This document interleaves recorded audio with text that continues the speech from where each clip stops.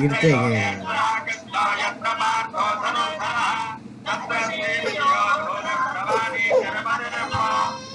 kasih cuma kalau masih lalu sih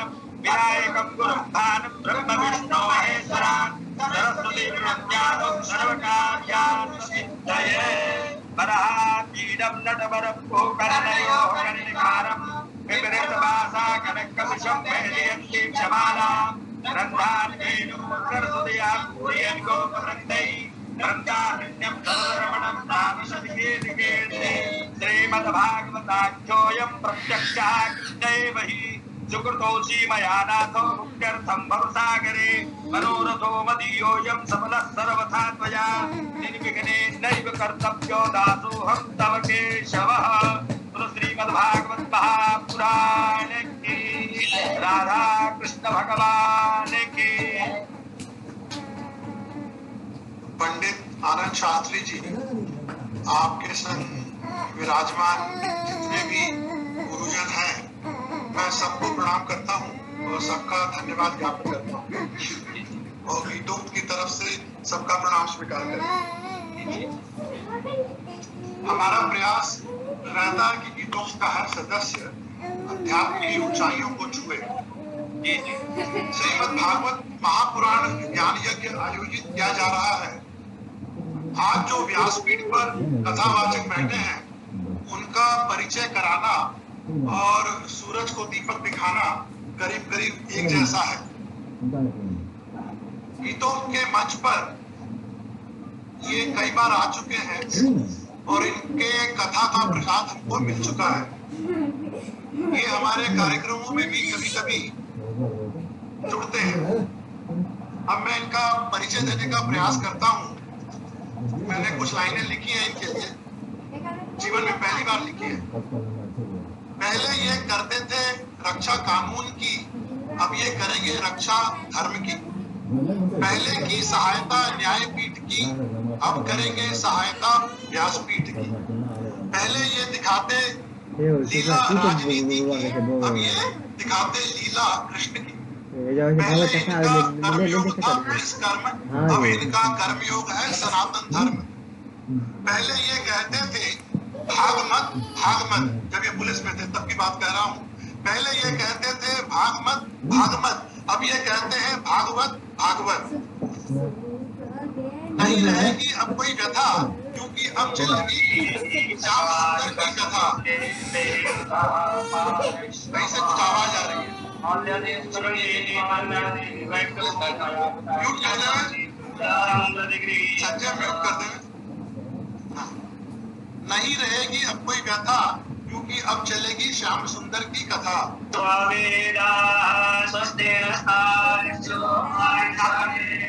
mic बंद कर दे। मैं दोबारा कह रहा हूँ, नहीं रहेगी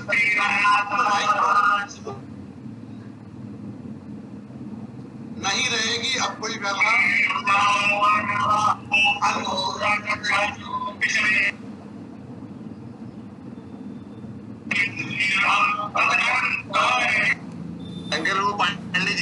कि कोई बार बार चालू कर दे रहा है।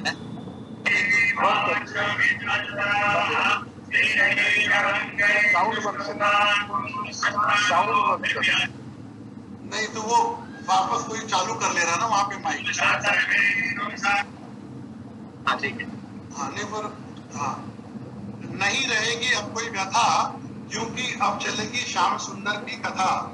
अब तो सिर्फ जलेंगे ज्ञान के कुंडे, क्योंकि पास हमारे हैं गुप्तेश्वर पांडे। गुप्त नहीं है ईश्वर अब, क्योंकि पास हमारे हैं गुप्तेश्वर।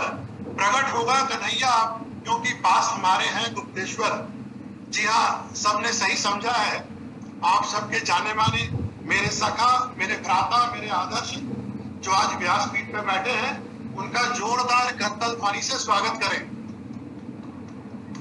श्री गुप्तेश्वर पांडे जी, मैं आपको प्रणाम करता हूं और ये मंच आपका है। Please unmute.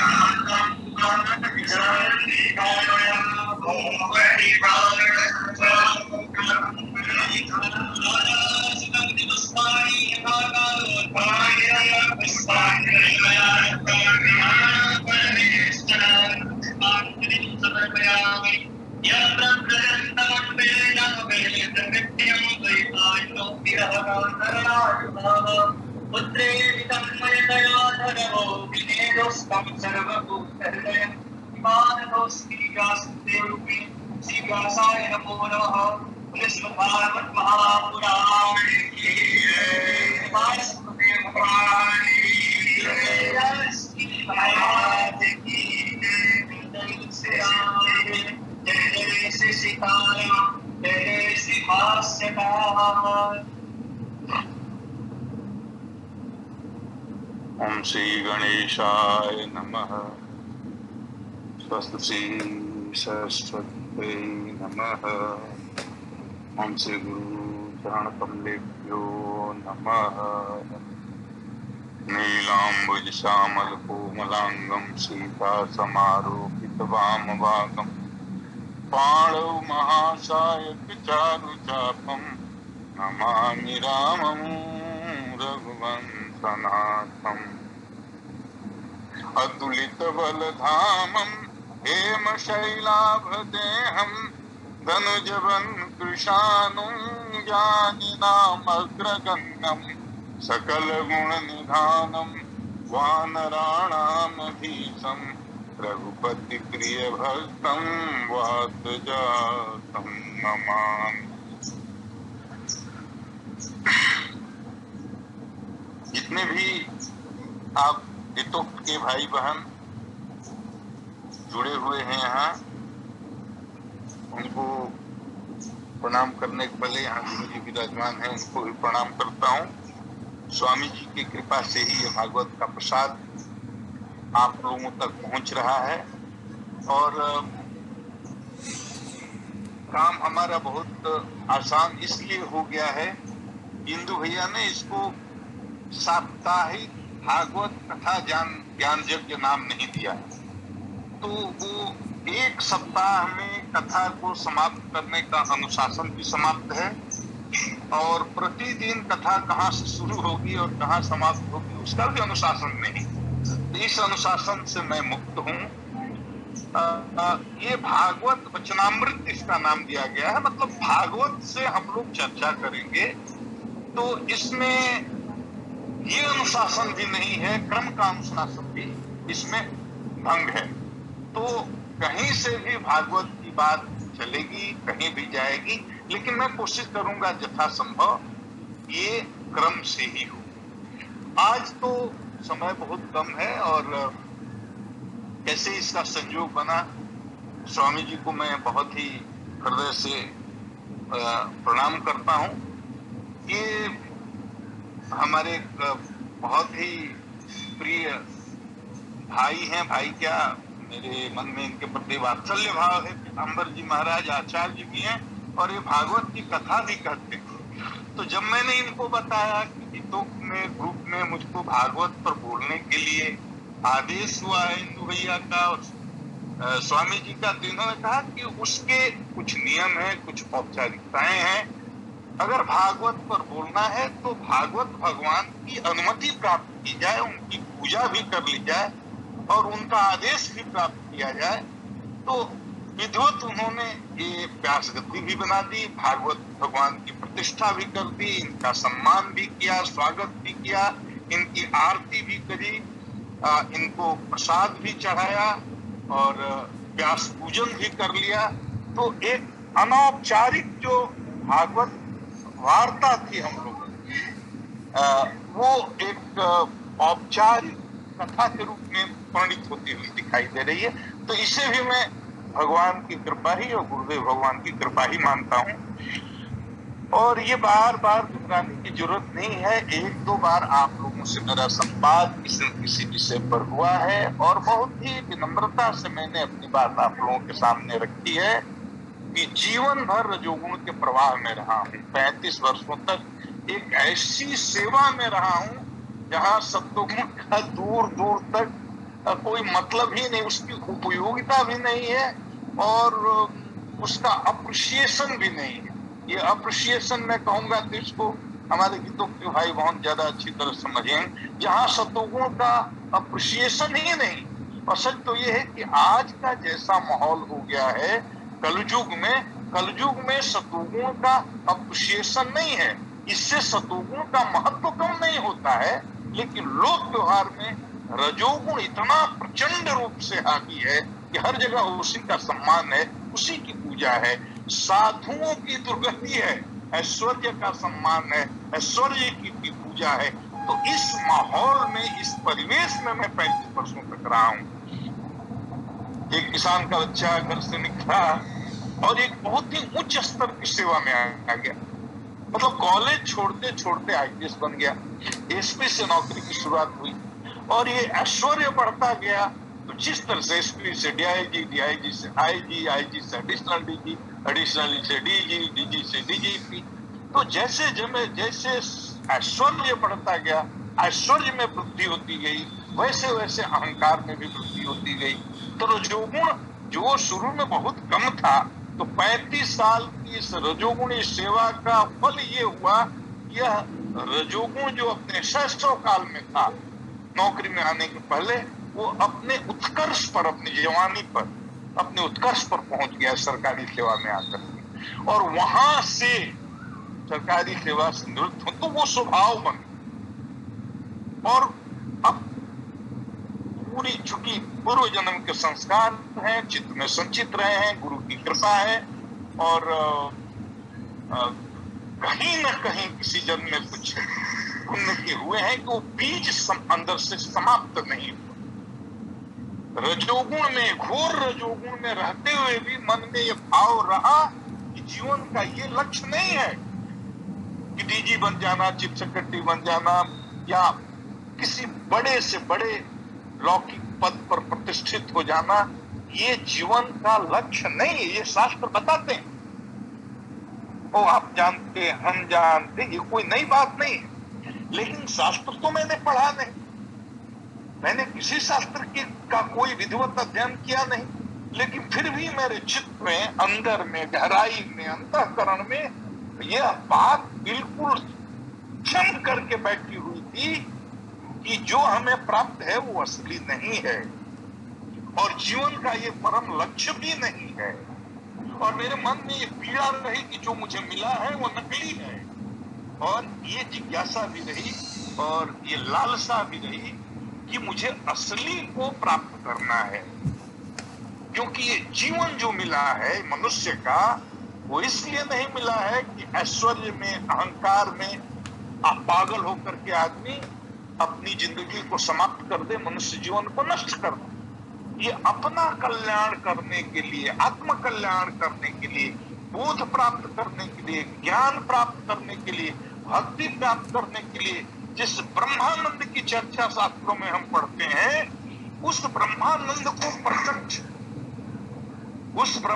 को प्रत्यक्ष अनुभूत करने के लिए ये जीवन मिला है। मेरी आवाज साफ जा रही है तो इंदु भाई आप बोलेंगे कि हाँ आ रही है।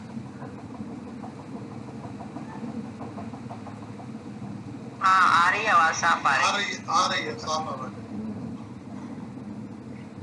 तो ये मेरे मन में एक बेचैनी रही कि जो हमारे पास है वो नकली है, और ये मुझे हमेशा लगता रहा कि जो असली है उससे मैं बहुत दूर हूं। लेकिन रजोगुण इतना प्रचंड रहता है कि आदमी ऐश्वर्य को छोड़ देना है बड़ा मुश्किल काम है। ऐसे राजा तो हुए हैं शास्त्रों में देखा, एक से एक लोग हुए हैं जिन्होंने पूरे ब्रह्मांड का सुख था, ऐश्वर्य उनके पास प्रचंड था, सबको लात मार कर उन्होंने वैराग्य अपनाया और अपने आत्म कल्याण के लिए उन्होंने वैराग्य को अपना करके और साधना का पथ अपनाया। ऐसे बहुत सारे उदाहरण, लेकिन ऐसे बिरले होते हैं तो कई जन्मों का जब पुण्य बहुत ही प्रबल होता है तब वैराग्य होता। आज महाराज जी से चर्चा हो रही थी कि महाराज जी अच्छा एक शब्द में कहें कि ये भागवत का जी अच्छा इंदु जी, पहले तो मैं गुरु जी का दर्शन कराता हूँ। इंदु जी आप पहले दर्शन करिए, मैं घुमाइए और प्रणाम कीजिए, क्योंकि गुरु जी कह रहे हैं कि इंदु जी हमसे जुड़े हुए हमको जानते हैं, तो पहले दर्शन मैं घुमाइए भाई।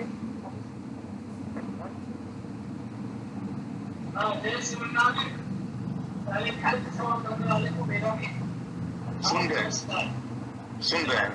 रहे हैं माइक मेरे कान में लगा हुआ है।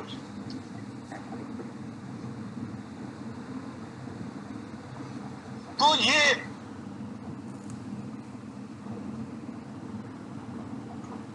इंदु जी मेरी आवाज जा रही है और मेरा फोटो चित्र जा रहा है ना ठीक से? आपकी आवाज आ रही है और आपका चित्र भी आ रहा है। बड़ी कृपा दीदी, बड़ी कृपा। तो मन में एक बेचैनी थी, छटपटाहट थी। सर्विस से मुक्त होने के बाद इसका आकर्षण इतना तेज था कहीं चेतना में कि वो मुझे न चाहते हुए भी या चाह करके भी ईश्वर की कृपा, गुरु का आशीर्वाद जैसे भी हो मुझे खींच लाया। और मेरे मन में जो बहुत दिनों से ये भाव था या ये इच्छा थी, ये कामना थी, तो वो प्रबल हुई और भागवत के प्रति मेरा आकर्षण बढ़ा और उसी का परिणाम आज हम आपके सामने। ऐश्वर्य को छोड़ना आसान नहीं होता। एक फकीर ने कहा, चाह चमारी चूकड़ी सब नीचों से नीच, तू तो पूर्ण ब्रह्म था यदि चाह न होती बीच। तो जीव के और ब्रह्म के बीच में जो सबसे बड़ा रोड़ा है, सबसे बड़ी बाधा है, सबसे बड़ा अवरोध है, संतों ने, शास्त्रों ने बार बार इस बात को कहा है, वह और कुछ नहीं है, वह कामना ही है। और कामनाएं अनंत है, इसका कोई अंत नहीं है। इसीलिए उस फकीर ने कहा कि चाह चमारी चूकड़ी सब नीचों से नीच, और मैं तो पूर्ण ब्रह्म था यदि चाह न होती बीच। इस चाह ने, इस कामना ने इस जीव को ईश्वर से, उस ब्रह्म से दूर करके रखा है। और ये कामनाओं का अंत कैसे होगा? हाँ, तो मैं वो कह रहा था कि महाराज से मैंने पूछा कि भागवत सुनने का, महाराज अगर कोई पूछे कि भागवत सुनने का महात्मा तो बहुत विस्तार से, पद्म पुराण के 6 अध्याय श्रीमद् भागवत पुराण के प्रारंभ में है, जिसमें भागवत महात्मा को गाया गया। उसकी चर्चा हम लोग कल से करेंगे। तो आज मैंने कहा महाराज अगर हम कहें कि ये भागवत किस लिए, आम आदमी तो आजकल बड़ा कुतर्क करता है और बुद्धि अपने को बहुत बड़ा बुद्धिमान समझता है, लेकिन तर्क की हर जगह प्रतिष्ठा नहीं है। जो शास्त्र समर्थित तर्क नहीं है उसकी प्रतिष्ठा नहीं है। महाभारत में एक श्लोक आया है, तर्को प्रतिष्ठा सुबह विभिन्ना नैकर्मनिर्यस्य वचः प्रमाणम धर्मस्य तत्त्वं निहितं गुहायाम महाजनो जेन तर्क को खारिज किया, साफ खारिज किया। तर्क को कहा प्रतिष्ठित है, तर्क को प्रतिष्ठा श्रुतयः विभिन्न श्रुतियां हैं। नैकर्मनिर्यस्य वचः प्रमाणम, एक मुनि नहीं जिसका वचन प्रमाण। तो कहा क्या, हमारे यहाँ तो कहते अच्छा भगवान को आपने देखा है, भगवान होते हैं क्या? अब देखिए, अब ये तर्क देखिए, भगवान को देखा है। हमसे ही एक व्यक्ति ने सवाल किया, भगवान को आपने देखा? हमने कहा मैंने नहीं देखा। तो जब देखा नहीं है तो कैसे मानते हैं कि भगवान होता है? अब ये ऐसा कुतर्क है जिसका कोई जवाब तो है, लेकिन बड़ी अभद्र भाषा में उसको दिया जा सकता है। हमने कहा आपने अपने पिताजी को देखा है? कोई भी आदमी अपने पिता के होने का प्रत्यक्ष गवाह हो ही नहीं सकता, लेकिन उसका पिता है, उसकी उपस्थिति इस बात का प्रमाण है, उसका होना ही इस बात का प्रमाण है, उसका अस्तित्व ही इस बात का प्रमाण है कि उसका पिता भी है। उसके अस्तित्व से यह बात प्रमाणित होती है, उसके अस्तित्व से यह बात प्रमाणित होती है कि उसके पिता का भी अस्तित्व है। अगर उसके पिता का अस्तित्व नहीं होता तो उसका भी अस्तित्व होना असंभव। तो हर चीज को सांख्य तो कहता है कई कारणों से किसी चीज को आप नहीं देख सकते। इंद्रियों की एक सीमा है, इस पर गुरु जी से बात हो रही। इंद्रियों की एक सीमा है, ये ससीम है, ऐसा नहीं कि इंद्रियों की सीमा नहीं है। सांख्य कहता है कई कारणों से किसी चीज का दर्शन नहीं होगा। अति सूक्ष्मात, अति दूरात, अति दीर्घात, अति सूक्ष्मात, कई कारण है सांख्य के अनुसार। पहाड़ हिमालय को यहाँ देख सकती है क्या? नहीं देख सकती, असंभव। क्योंकि हिमालय इतना दीर्घ है, इतना विशाल है, और आंखों की सीमा इतनी छोटी है कि उसके एक टुकड़े को, एक भाग को देख सकती है। 5 किलोमीटर ऊंचाई, 5 किलोमीटर लंबाई, 5 किलोमीटर चौड़ाई, लेकिन संपूर्णता में हिमालय का दर्शन करने की शक्ति हमारी इस आंख में नहीं है। उसी तरह से अति दूरा, कोई वस्तु बहुत दूर हो तो इंद्रियों का ग्राह्य नहीं है, अनुभव नहीं है। जैसे अमेरिका को आंख नहीं देख सकती, लेकिन इसका मतलब निष्कर्ष यह नहीं निकाला जाना चाहिए कि अमेरिका इन आंखों से दिखता नहीं है तो अमेरिका का अस्तित्व नहीं है। अमेरिका है, जो लोग वहां गए हैं उन्होंने बताया है कि अमेरिका का अस्तित्व है, वो करके आए हैं। और आज तो टीवी है, इंटरनेट है, रोज टेलीफोन से अमेरिका में अपने सगे संबंधियों से बात होती है। तो अब तो अनुभव के आधार पर सामान्य आदमी को भी ये बात प्रमाणित सी लगती है कि अमेरिका का अस्तित्व है। लेकिन आंख देख न सके तो इसका मतलब ये नहीं कि वस्तु का अभाव है। तो उसी तरह से अति दीर्घात, अति सूक्ष्म, अत्यंत सूक्ष्म होने से भी किसी चीज की सत्ता का बोध इंद्रियों से नहीं होगा। क्यों नहीं होगा? कैसे? जैसे हवा में करोड़ों करोड़ों बैक्टीरिया भी तैर रहे हैं, तो क्या आंख इसको देख पाती है क्या? नहीं। आंख की शक्ति इतनी नहीं है कि बैक्टीरिया को देख सके, लेकिन एक सूक्ष्म जाति यंत्र अगर लगा दिया जाए तो करोड़ों तैरने वाले बैक्टीरिया दिखते हैं। तो उसी तरह से आत्मा बहुत सूक्ष्म है, जो दिखता है उतना ही तक नहीं है। ये शरीर पंचभौतिक है, दिखता है, तो ये दिखता है तो प्रत्यक्षवादी लोग, प्रगतिशील लोग शरीर की सत्ता को स्वीकार करते हैं। लेकिन आत्मा चूंकि दिखती नहीं है, इसलिए प्रत्यक्षवादी लोग और प्रगतिशील लोग आत्मा की सत्ता को स्वीकार नहीं करते। तो दिखता नहीं ईश्वर इन आंखों से, तो इसका मतलब ये नहीं कि ईश्वर की सत्ता नहीं है। उसके तरीके हैं, उसके साधन हैं, उसके यंत्र हैं। उस यंत्र का प्रयोग करने से, उस साधन का प्रयोग करने से जो आज नहीं दिखता है वो दिख सकता है। और मैंने निवेदन किया था किस चीज को सूक्ष्मता का, देखिए एक छोटा सा उदाहरण देता हूँ। ये शरीर दिखाई देता है, और कहने की बात नहीं कि हमारी आउटर पर्सनालिटी है, बाह्य व्यक्तित्व है जो दिखाई देता है, लेकिन इसके अंदर हमारा अंतःकरण चतुष्टय भी तो है। और उसके बाद आत्मा जिसकी सत्ता शास्त्रों से प्रमाणित है, आत्म तत्व वो चेतन तत्व वो हमारे अंदर है, तभी हम बोल रहे हैं, तभी हम हंस रहे हैं। वो चेतन तत्व हमारे अंदर विद्यमान है, तभी इंद्रियां अपना अपना कार्य कर रही हैं। ये आंख देख रही है, इस बात का प्रमाण है कि वो चेतन तत्व हमारे अंदर है। ये नाक सुन पा रही है, इसलिए वो चेतन तत्व हमारे अंदर है। ये कान शब्द सुन पा रहे हैं, इस बात का प्रमाण है कि वो चेतन तत्व हमारे अंदर है। त्वचा को स्पर्श का अनुभव है, तो इस बात का प्रमाण है कि वो चेतन तत्व हमारे अंदर है। तो जिस दिन वो चेतन तत्व किसी कारण से निकल जाता है, इस शरीर को छोड़ देता है पंचभौतिक, तो हमारी इंद्रियों की सारी ताकत समाप्त, क्योंकि चेतन ही निकल गया। तो ये इंद्रियां जड़ हो गई, मिट्टी हो गई। कान न सुन सकता, आंख देख नहीं सकती, ये घ्राण से कोई गंध नहीं हो सकता, जिह्वा रसना को कोई स्वाद का अनुभव नहीं हो सकता, त्वचा को स्पर्श का अनुभव नहीं हो सकता। तो ये सब कुछ जो हो रहा है वो इसलिए हो रहा है कि हमारे अंदर वो चेतन तत्व है, तो उसकी सत्ता तो प्रमाणित है, वो दिखता नहीं है। तो उसके देखने की विधि, उसके साधन, उसको अनुभूत करने के साधन शास्त्रों में बताए गए हैं। तो भागवत की बात जब मैंने कहा, पूरी ने कहा कि भागवत से तत्व ज्ञान होगा। अब किसी ने पूछा तत्व ज्ञान से क्या होगा, संक्षिप्त समाप्ति से मैं संकेत करना चाहता हूँ। अपने बुद्धि से सुना है, नहीं है। तत्व ज्ञान होगा, काम कैसे भी नहीं होता, बोध होगा। बोध का मतलब क्या है? अपने स्वरूप का ज्ञान। और योग में इसको कहा, ये पतंजलि ने योग सूत्र में इसको कहा, तदा इंजीनियर छो तो हम सोचिए इंजीनियर हो। दर्शन के बाद अपने हमें क्या ये भागवत कथा है, स्थित हो जाता है, तो उसको अपने स्वरूप का बोध होगा।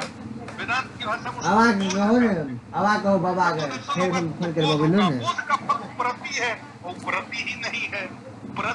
उपरति हो तो रति हो जाती है, उपरति हो तो रति की जमीन, रति माने प्रीति, प्रेम, और उसी रति से भक्ति रूपी वृक्ष पैदा होता है। और जब भक्ति रूपी वृक्ष जिसके हृदय में लग गया, भगवान की भक्ति का बीज जिसके अंदर पड़ गया और वृक्ष बन गया, तो उसकी सद्गति हो गई, परमानंद सुख और ब्रह्मानंद उसको साजी उपलब्ध हो गया, जिसके लिए जन्म जन्म जतन कराही अंत राम कह आवत नाही। तो ये कैसे होगा? और एक बात, ये तत्व ज्ञान जो है, ये तत्व ज्ञान से क्या होगा भाई? वेदांत में कहते हैं तत्व ज्ञान होगा तो ज्ञान से निवृत्ति हो जाएगी, और अज्ञान से निवृत्ति होगी तो अध्यास से भी निवृत्ति हो जाएगी। तो अज्ञान तो है कि ज्ञान का बोध नहीं है, जहां ज्ञान नहीं है वहां अज्ञान है। अध्यास है कि जो चीज जैसी नहीं है वैसी दिखती। तो तत्व ज्ञान से कहा कि अज्ञान की निवृत्ति होगी, और अज्ञान की निवृत्ति होगी तो उससे सहज ही अभ्यास की भी निवृत्ति हो जाएगी। ये तत्व ज्ञान का फल है। तत्व ज्ञान होगा कैसे, भी तो बहुत रास्ते बताए। देखिए, वेदों ने 3 मार्ग बताए। वो तो कर्म का रास्ता भी बताया, योग का रास्ता भी बताया, ज्ञान का भी रास्ता बताया। तो योग में अष्टांग योग की चर्चा, पतंजलि योग दर्शन में जम, नियम, आसन, प्राणायाम, प्रत्याहार, धारणा, ध्यान, समाधि, 8 की अलग अलग व्याख्या करें तो बहुत लंबा हो जाएगा। संकेत कर रहा हूं। उसी तरह से अगर हम ज्ञान में चलें तो ज्ञान में भी श्रवण है, मनन है, ध्यान है, और बहुत सारे 8-7 साधन बताए, वो बहुत लंबा हो जाएगा। लेकिन सबका फल यही है कि आदमी को अपने स्वरूप का भान हो जाए, और कि हम कौन है, तत्व का ज्ञान हो जाए। तत्व एक है, और वो कौन है? वो ईश्वर है। और इससे पूछे तत्व क्या है? अब यहाँ है वेदांतियों ने जो शंकर वेदांत में अद्वैतवादी जो है वो कहते हैं ब्रह्म सत्यम जगत मिथ्या सर्वम खलु इदम ब्रह्म। ये सही है, चेतना के एक स्तर पे ये सही है, सत्य उसी ब्रह्म का रूप है।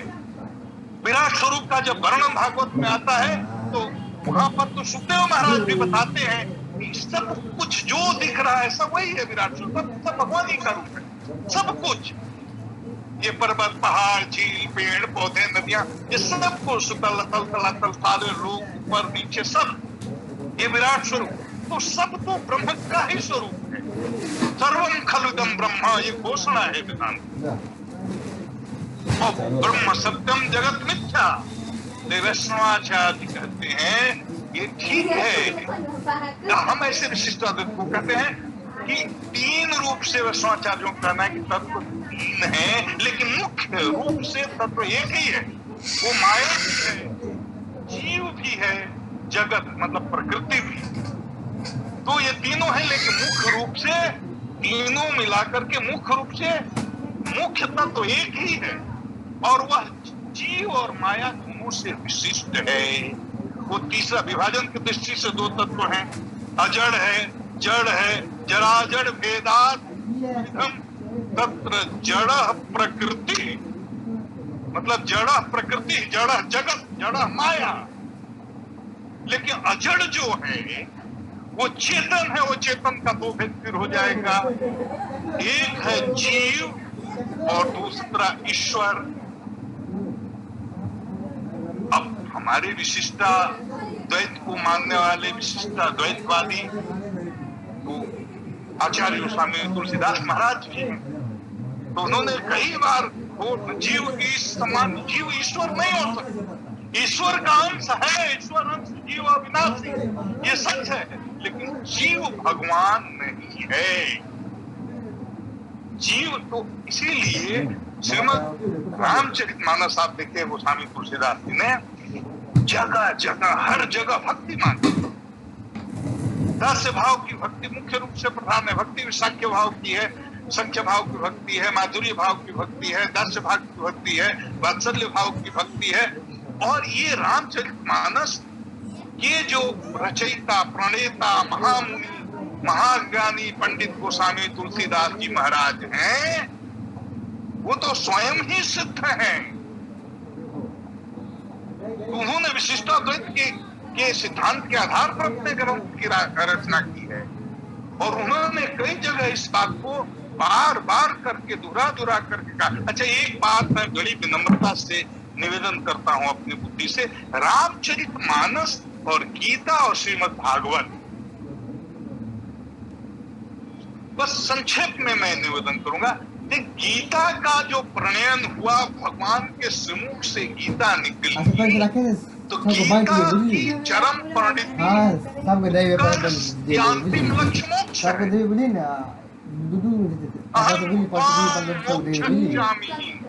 मोक्ष अंतिम उसकी है। अर्जुन एक साधक है गीता में, ठीक है, सत्व प्रधान साधक है, सतोगुणी साधक है, नर नारायण के रूप बहुत ऊंचे दर्जे के साधक हैं, सतोगुणी साधक हैं। लेकिन समझने के लिए व्यवहार में बता रहा हूं, अर्जुन को तो यही पता नहीं कि हम मार रहे हैं, उनको शोक हो रहा है। महाभारत की घंटी बज चुकी है, बिगुल बज चुका है, 18 अक्षौहिणी कौरवों की सेना सामने खड़ी है, और इधर 11 और 7 इधर 18 अक्षौहिणी सेना आमने सामने। भगवान रथ लेकर के सारथी बने हुए हैं, और शंख बजता है, युद्ध की घोषणा होती है। अर्जुन कांपने लगते हैं, पसीना चलने लगता है, मुंह हो जाता है, गांडीव रख देते हैं, कहते हैं केशव मैं युद्ध नहीं करूंगा। भगवान ने कहा देख सरासन गवाही सिधारे अंतिम समय में, अरे सब कुछ तो हो गया, भागने का रास्ता कहाँ है, अब तो युद्ध करने का समय है, और एन वक्त पर तुम कह रहे हो कि युद्ध नहीं करूंगा, ये कैसे होगा। उसने कहा महाराज हमको समझा दो युद्ध का प्रयोजन क्या है, किस लिए युद्ध करूं, ऐश्वर्य के लिए, सिंहासन के लिए, सत्ता के लिए नहीं चाहिए, ये जीवन का अंतिम लक्ष्य नहीं है। अपने सगे संबंधियों मित्रों परिजनों से गुर्जरों इस सारे रिश्तेदारों की हत्या करके और हस्तिनापुर का साम्राज्य प्राप्त करने की मेरी कोई इच्छा नहीं है। वैराग्य का भाषण उपरति, जिस उपरति की मैं चर्चा कर रहा था, कृष्ण जी मुस्कुराए, बोले अर्जुन सुनो, ये तुम जो भाषण दे रहे हो, जो वैराग्य पर प्रवचन कर रहे हो, ये तुम्हारा वैराग्य नहीं बोल रहा, ये उपरति का ज्ञान नहीं है, ये तेरा मोह है। कैसे महाराज? मैंने अनुचित क्या कहा? अनुचित कुछ नहीं कहा, लेकिन ये बताओ, ये तुम्हारी पहली लड़ाई है क्या? पहला युद्ध है? ऐसे युद्ध सैकड़ों हजारों लोगों का वध किया, कभी इस तरह का वैराग्य का प्रवचन तो नहीं किया। लेकिन आज सामने जब तुम्हारे सगे संबंधी, प्रियजन और सुहृदजन, मित्र, गुरुजन सामने खड़े हैं, बड़ी बड़ी वैराग्य की बातें कर रहे हो। ये तेरा वैराग्य नहीं, ये मोह है तेरा। और सुन, तू कहता है मैं इन्हें नहीं मारूंगा, ये अहंकार तुमको कैसे आया? तुम मार सकते हो इनको? अरे कौन है ये जानते हो? ये आत्माएं हैं, तुम मार नहीं सकते। कैसे मार सकते? अरे नैनम छिदन्ति शस्त्राणि नैनम दहति पावक। आत्मा अजर है, अमर है, शाश्वत है, इसका कभी नाश नहीं होता, कभी जन्म भी नहीं हुआ, कभी ये इसकी मृत्यु भी नहीं होगी। विस्तार से सुनाया, आत्मा का ज्ञान दिया। अर्जुन का मोह दूर हुआ है, अर्जुन युद्ध के लिए तैयार हुए हैं, ये हुआ है। लेकिन अर्जुन के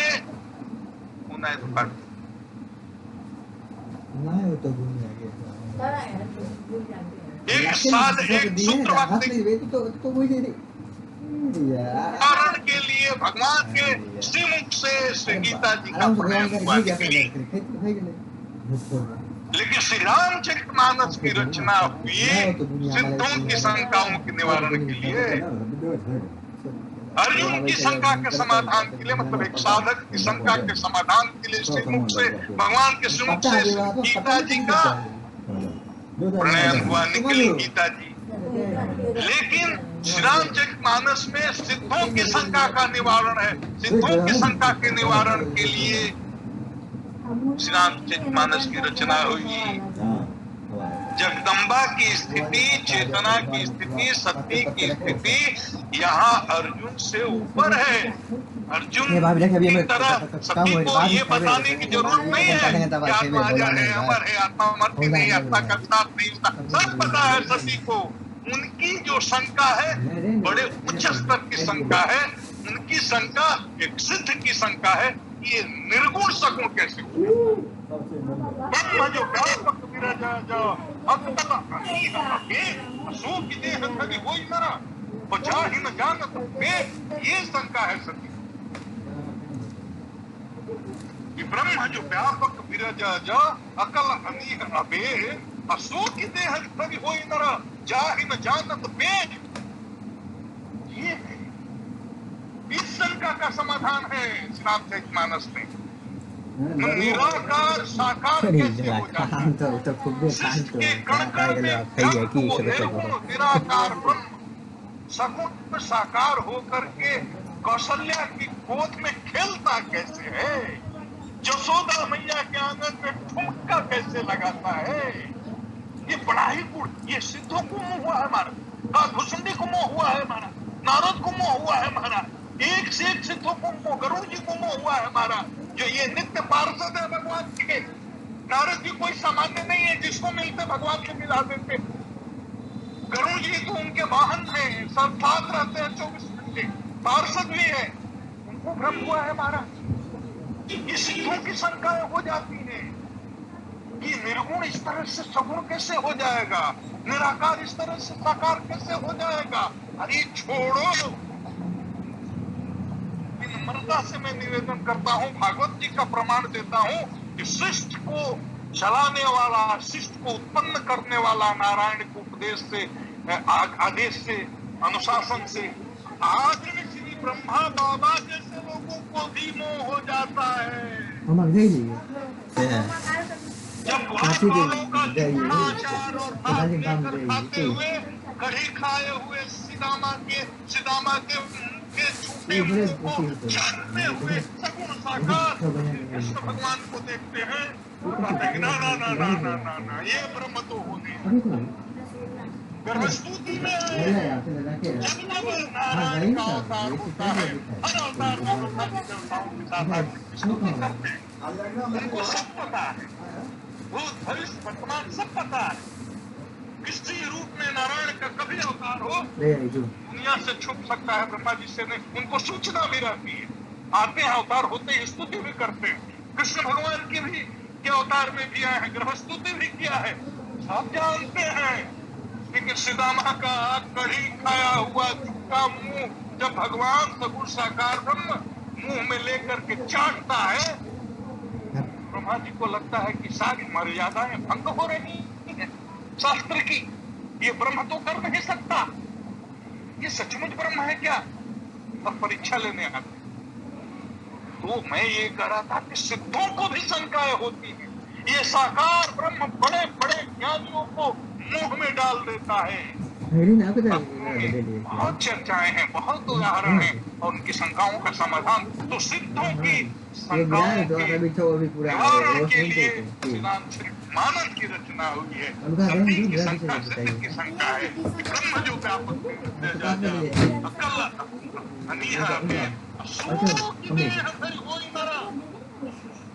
हो जाएगा, 3.5 हाथ के शरीर में मनुष्य के प्रकट हो जाएगा। कौन? रेत कहबे जान न जानत बे वो ब्रह्म। अरे न ये संभव नहीं लगता। परीक्षा लेने जाती है, क्या हालत होती है, सब मालूम। मोह सती को हुआ, मोह ब्रह्मा को, मोह नारद को, मोह गरुड़ को, मोह काल सिद्धों को भी जो मुंह में डाल दे, ऐसी लीला है, ऐसा सगुण साकार की ऐसी महिमा है। तो श्री रामचरितमानस का अंतिम तो गीता में 7 की शंकाओं का निवारण, श्री रामचरितमानस में सिद्धों की शंकाओं का निवारण। और इसी तरह से एक बात जो मानता है श्रीमद् भागवत और श्री रामचरितमानस जी में, वो ये है कि गीता की अंतिम यात्रा मोक्ष तक है। मोक्ष तक जीव को पहुंचा करके उसका विराम होता है। भक्ति की भी चर्चा है, वो मोक्ष भी भक्ति के माध्यम से ही है। अहम त्वां तत्पाप्येभ्यो मोक्षयिष्यामि। ध्यान तो अंतिम पड़ाव वही है मुक्ति की, लेकिन उसके लिए भी मन और बुद्धि का समर्पण करने का निर्देश है, आदेश है भगवान का। लेकिन रामचरितमानस में देखिए, भक्ति के आचार के रूप में जिन जिन पात्रों को उपस्थापित किया है भगवान श्री तुलसीदास महाराज ने, उन्होंने क्या माना है, मैं संकेत केवल करता हूँ। तो चरित्र पर प्रकाश डालना यहाँ संभव नहीं है। भक्ति मानते, भक्ति, सिर्फ भक्ति, सिर्फ भक्ति। और अगर आप भागवत में जाएंगे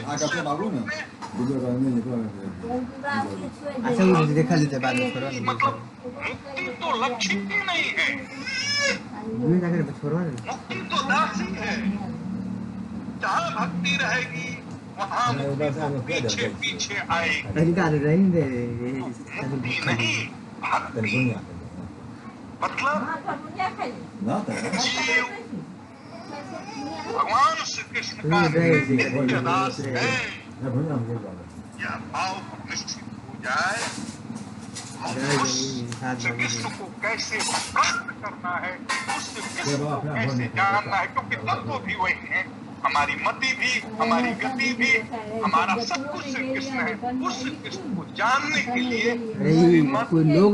भागवत पुराण की रचना हुई।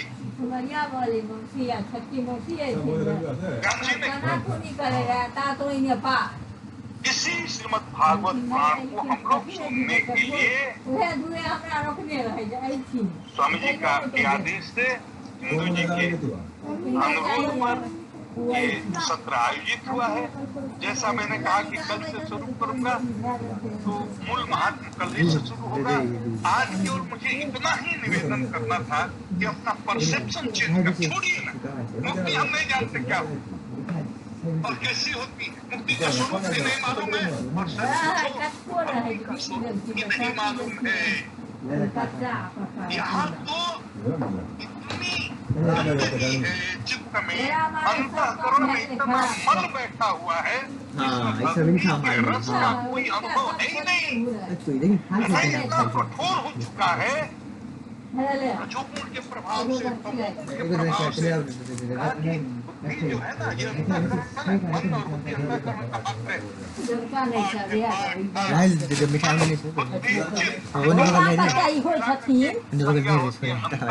और जब मन भी बोलते हैं पूरे अंतःकरण की संज्ञा हो जाती है, चित्त से भी पूरे अंतःकरण की संज्ञा हो जाती है, बुद्धि बोलेंगे तब भी पूरे अंतःकरण की संज्ञा हो जाती है। उसका मतलब एक ही है, ये चित्त हमारा इतना गंदा है, इसमें जन्म जन्म के संस्कार संचित हैं।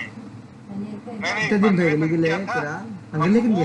हजारों काम बोल रहे हैं, ये भी कर्म है, सोच रहे हैं, चिंतन कर रहे हैं, वो भी कर्म है, भौतिक रूप से संवादित कर रहे हैं, वो भी कर्म है, मनसा वाचा कर्मणा, दिन भर में हजारों कर्म कर रहे हैं ना। विचारों का अखंड चलता रहता है, उनकी श्रेणियां भी है, तमोगुणी विचार, रजोगुणी विचार, सतोगुणी विचार, ये कर्म भी है ना। और तदनुसार हमसे बाह्य जगत में आशा भी निकलती है, वाणी भी निकलती है, वचन भी निकलता है, और तदनुसार कर्म भी होते हैं। हजारों कर्मों का जो संपादन निष्पादन हो रहा है, सब स्मृति चित्त में संचित होती है। तो आप सोचिए, एक महीना में कितने किए, एक साल में कितने किए, तो 100 साल अगर उम्र है तो 100 साल में कितने करोड़ों कर्म किए हमने। सतोगुणी भी है, रजोगुणी भी है, तमोगुणी भी है, फिर जन्म जन्म हमने भी जन्म जन्मों में कितने कर्म किए होंगे, उसकी कोई संख्या हो सकती है क्या? लेकिन सारे कर्मों की स्मृतियां हमारे चित्त में संचित है। इसका मतलब क्या? रजोगुणी कर्मों की स्मृतियां भी संचित है, तमोगुणी कर्मों की स्मृतियां भी संचित है, सतोगुणी कर्मों की स्मृतियां भी संचित है। इसका मतलब क्या?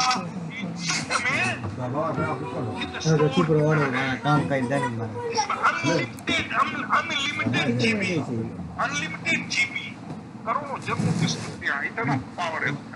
थोड़ा मॉडर्न लैंग्वेज में समझे, अनलिमिटेड जीबी का है। इसमें करोड़ों अरबों जन्मों चित्त तो तमोगुणी सतोगुणी रजोगुणी, मतलब हर तरह के कर्मों की जो स्मृतियां हैं, जो संचित हैं, उन्हीं का नाम संस्कार है। इस प्रकार से संस्कारों का पहाड़ है चित्त के अंदर। तमोगुणी संस्कार, रजोगुणी संस्कार, सतोगुणी संस्कार। अरे महाराज इतना इससे क्या हुआ? फल ये है, भागवत कथा हो गई तो ये हमारे विचारों को अगर रजोगुण का तमोगुण का की प्रधानता है चित्त में, तमोगुणी विचार ही आएंगे, रजोगुण की प्रधानता है रजोगुण विचार ही आएंगे, सतोगुण की प्रधानता है सतोगुण विचार ही आएंगे। तो जो विचार आएंगे जुटने से विचार ही बाह्य जगत में मतलब मुझे अयोध्या आने का संकल्प हुआ, श्रीधाम अयोध्या में यहाँ से बोल रहा हूँ तो मेरे अंदर एक विचार है।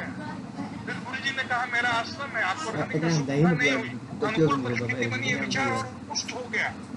फिर गुरु जी ने कहा गाड़ी पे भी आ सकते हैं, या फिर एक अनुकूल परिस्थिति पैदा हुई, बिहार में जो लॉकडाउन था वो खत्म हो गया, मतलब गाड़ी से आप आवाज गमन कर सकते हैं, ये और अनुकूल हो गया।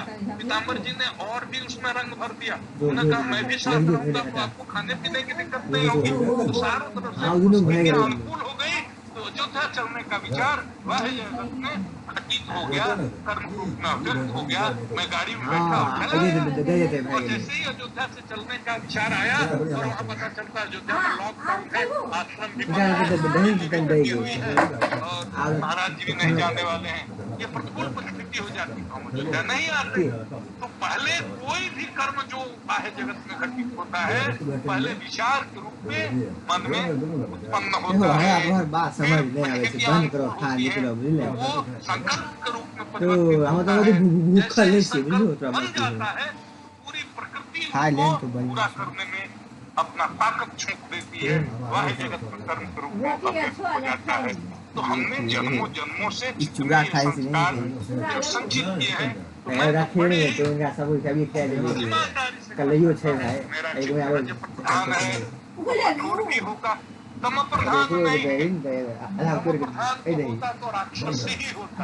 महाराज ये चित्त अल्लाह नहीं तो देखो चित्त दे का दो चित्त अरबा मन का भी कई प्रकार हैं। क्षिप्त मन, विक्षिप्त मन, मूढ़ मन, निरुद्ध मन। अब मूढ़ मन जो है ये पतंजलि की बात कर रहा हूँ, बताते हैं कि कैसा मन किस तरह, बुद्धि किस तरह की हो सकती है, मन किस तरह का हो सकता है। मूढ़, क्षिप्त, विक्षिप्त, को निरुद्ध। मूढ़ होगा तो कुछ मूढ़ का तुलसी बाबा ने बड़ा सुंदर व्याख्या की। अगर मूढ़ स्थिति में है मतलब तम प्रधान अगर चित्त है मन है जिसमें 100% में 99% तमोगुण ही है, तब तो आहार निद्रा भय मैथुनम से इसके बाहर कोई दृष्टि नहीं जाएगी, कोई चिंतन भी नहीं जाएगा और उस आदमी को कुछ भी समझा नहीं सकते। तुलसी बाबा ने साफ कहा, है ना ठीक है कितना हो रहा है ये दे पूरा ठीक कर दे हृदय नहीं क्या करते हो ना सही बोली जो गुरु मिले ये नहीं जिसम मैं बात अवसर करता हूँ दृष्टांत दिया कि पूरा ही फल ही ना वेद जलद अगर बात अमृत अरे तो देखे से परिवार के ठीक तो दे दे वृक्ष में है वाला ले ले ते दे दे भाई गिर को भैया दे अरे भैया दे इंसान है भैया दे उठा ले ये गिर को भैया क्या देश का असर परिवार के ही नहीं। ये को फेंका जो हटा दे सब ये है परिवार से तो सब हटा इसे मूढ़ चित्त और क्षिप्त विक्षिप्त रजोगुण का इतनी बेचैनी आश्चर्य उसको उसको उसको उसको हम कौन है, कहाँ से आए हैं, कहाँ जाएंगे, हमारी मति क्या है, हमारी गति क्या है, अंतिम लक्ष्य क्या है, इन सब प्रश्नों से कोई लेना देना नहीं। आहार निद्रा भय मैथुन उसको भी जरूरत है, लेकिन उसके ऊपर उसको जस चाहिए, उसको सम्मान चाहिए, उसको ऐश्वर्य चाहिए, उसको शासन करने की का संयोग सुयोग चाहिए। इस तरह उसकी प्रवृत्ति होती है। वो भी उचित भूमि नहीं है अध्यात्म के ज्ञान के लिए, और भक्ति का वृक्ष ऐसी भूमि में निकलता नहीं, बीज निकलता ही नहीं है।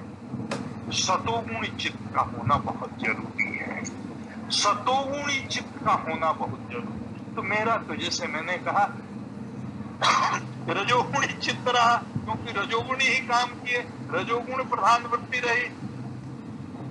लेकिन भागवत की महिमा है, सरकार दृष्टांत में नहीं दूंगा, समय कम है, कि घोर तमोगुणी बुद्धि वाला, घोर तमोगुणी मन वाला, घोर तमोगुणी संस्कार वाला आदमी अगर श्रीमद् भागवत जी का श्रवण करे, इनके संपर्क में आए, तो उसकी मुक्ति, उसकी सद्गति होना तय है महाराज। यही श्रीमद् भागवत की महिमा है। अजामिल से ज्यादा पतित क्या कौन होगा, धुधकारी से पतित कौन होगा। बाप को पीटता है, माँ को पीटता है, बेस्याओं को रखता है, व्यभिचार करता है, अत्याचार करता है, अन्याय करता है, लूट करता है, डकैती करता है, हत्या करता है, आतंकवादी है महाराज, टेररिस्ट है। उस जमाने का सबसे बड़ा टेररिस्ट धुंधकारी, उसकी भी उससे ज्यादा तमोगुण प्रधान और तमोगुण के उत्कर्ष पर है, शीर्ष पर है, उसकी भी मुक्ति हुई है महाराज, उसकी भी मुक्ति हुई है महाराज। और अजामिल का भी देख लीजिए, वेद जानने वाला बड़ा कुलीन श्रेष्ठ ब्राह्मण था, कैसे अधोगति हुई अभी आगे चर्चा करेंगे, भागवत शुरू करेंगे। लेकिन उसकी भी महाराज मोह में बिना जाने भगवान नाम की महिमा जाने बिना भगवान का उच्चारण करता है। मोह में, पुत्र के मोह में भगवान के नाम का उच्चारण बिना भगवान की महिमा जाने, बिना भगवान के नाम की महिमा जाने। श्रीमद् भागवत में उदाहरण है, वो नारायण का नाम लेता है और नारायण के पार्षद आकर के जमदूतों को मार करके, भगा करके, चतुर्भुज प्रदान करके, पार्षद बना करके और लेकर के बैकुंठ जाते हैं। ऐसा हमारा श्रीमद् भागवत है महाराज। इस भागवत की कथा का सुजोग बना है और सुजोग स्वामी जी के आशीर्वाद से, इंदु जी के आग्रह से बना है। ईमानदारी से कहूं, मैंने भागवत पढ़ा नहीं है, थोड़ा थोड़ा एक आध महीना से इधर देखना शुरू किया है, लेकिन भागवत की कथा होगी। समय कम है, 1 घंटा ही बोलना है।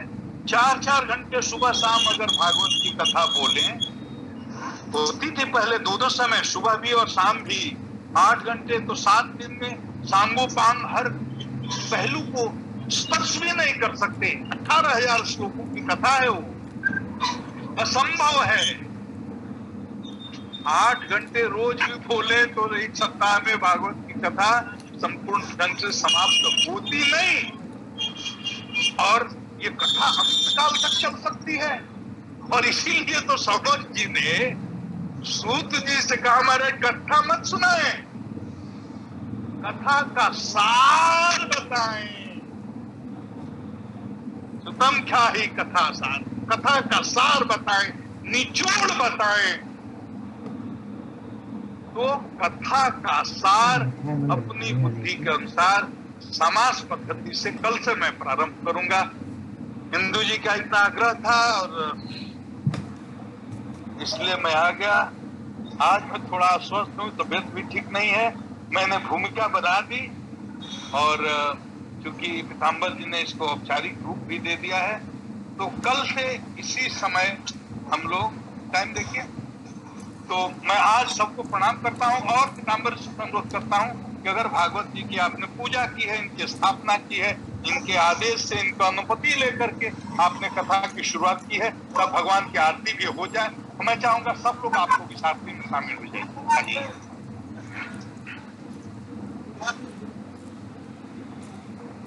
सब कोई आरती की तैयारी कर ले। जिनके जिनके पास दीपक तैयार है,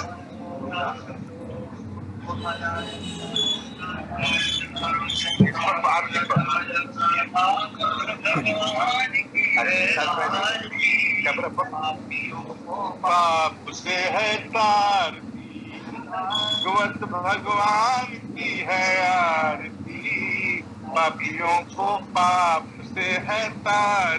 ये अमर ग्रंथ ये पंचम वेद निराला, नवज्योति जगाने वाला। ये अमर ग्रंथ ये पंचम वेद निराला, नवज्योति जगाने वाला। ये सुख करनी है, दुख हरनी है, सुख करनी है, दुख हरनी है, अमर की आरती, पापियों को पाप से है तारती, भगवत भगवान की है आरती, पापियों को पाप से है तारती। ये शांति गीत पावन पुनीत, पापों को मिटाने वाला, बिगड़ी को बनाने वाला। ये शांति गीत पावन पुनीत, पापों को मिटाने वाला, बिगड़ी को बनाने वाला। हरि नाम ही, हरि नाम ही, को पाप से है तारती, भगवत भगवान की है आरती, कयों को पाप से है तारती। कर्पूर गौरम करुणावतारम, संसार सारम कृष्णसारम, सदा वसंतम विद्यावति,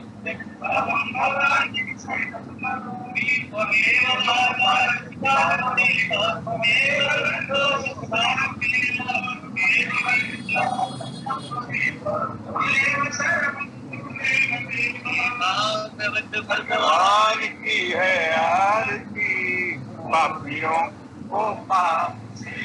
बोले भागवत भगवान की जय।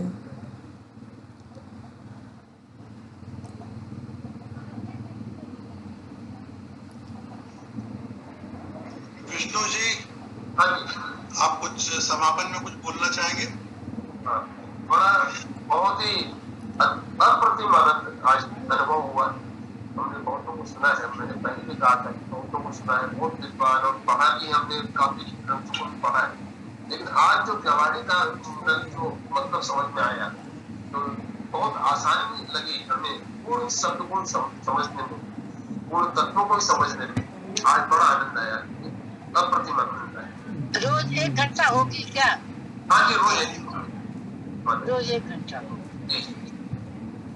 और अपना समय के लिए कोई बाध्यता नहीं है गुप्तेश्वर जी। आप भाई साहब, आप 1 घंटा की हो जाए, 1.5 घंटा की हो जाए तो वो उसको बाध्यता न मानेंगे। आप तो अपना बिल्कुल जो है वो भाव बरकरार रखें। विष्णु जी 2 से 3। हाँ जी, 2 से 3 यही टाइम है।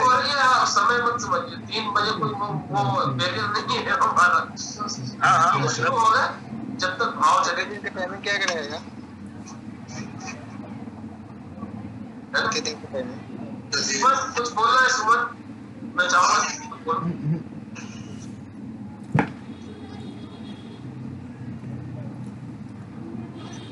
ईश्वर जी की वाणी से रोमांच तो देखिए होता ही है। बहुत ही आनंद आया, बहुत आनंद आया। बहुत उत्सुकता है कि आगे हम इसमें बढ़े। और पूरी भागवत तो मेरी आज तक ढंग से सुनी हुई नहीं है, मेरी ये पहली ये भागवत बीच में सुनती रहती हूँ। और 11वां स्कंद हमको स्वामी जी सुना चुके हैं। अब उसको भक्ति के रूप से देखेंगे हम 11वां स्कंद जब आएंगे। बहुत ही आनंद आ रहा है। बात करेंगे अच्छा रहे निरंतर। 2 बजे ठीक शुरू होगी और उसके बाद चाहे जितना समय होगी हम सब तैयार रहेंगे उसको। इतनी सुंदर है तो भागवत तो बहुत सुंदर होगी। जब ये 2 बजे 3 बजे भूमिका सुंदर, बहुत सुंदर, बहुत सुंदर बात है। तो अरुण जी, आप अपनी जो कविता आप उनको समर्पित की है भाई साहब को, वो कविता जरूर व्हाट्सएप ग्रुप में अपने डाल दीजिए।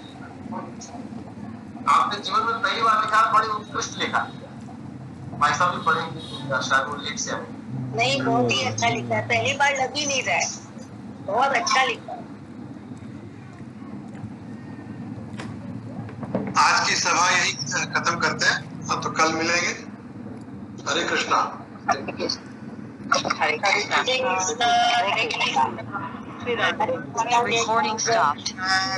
हरि ओम, हरे कृष्णा। हरे स्वामी जी। स्वामी जी को भी हमारा प्रणाम। हरे कृष्णा स्वामी जी।